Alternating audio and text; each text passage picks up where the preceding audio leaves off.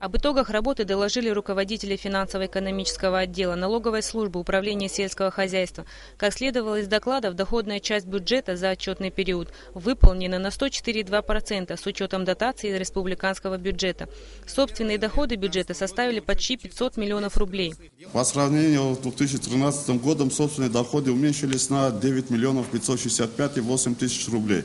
Это в основном связано с прекращением финансирования на социально-экономическое развитие Абхазии из Российской Федерации. И мы только от сельского хозяйства не получили около 7-8 миллионов, которые было получено за 2013 год.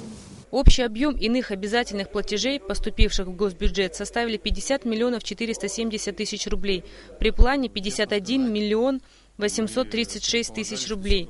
Выполнение 97,4%. В суммарном выражении в бюджет недопоступил 1 миллион 400 тысяч рублей. Декабрь месяц дал ощутимый прогресс в поступлении. Здесь поработали мы с должниками, и налогоплательщики со всей ответственностью отнеслись к своим обязанностям. В то же время хочется отметить, что есть недоработки.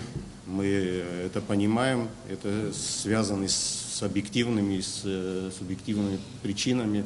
У нас пока слаба работа в направлении по взысканию налоговых платежей с жилья, который сдается в найм отдыхающим.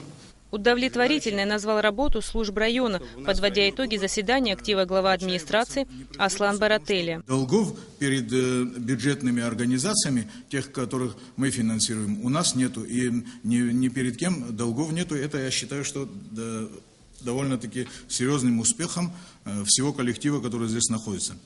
Что касается отдела внутренних дел, к ним всегда были, есть и будут вопросы. Несмотря на то, что я считаю, что работа их в нашем районе, мы оцениваем наш район, довольно-таки положительная, и есть динамика улучшения этой работы. В текущем году перед руководством района стоит задача повысить доходную часть бюджета до 150%. Здесь надеются с этой задачей справиться. Рената Шакаев, Беслан Джинджал, Абхазское телевидение.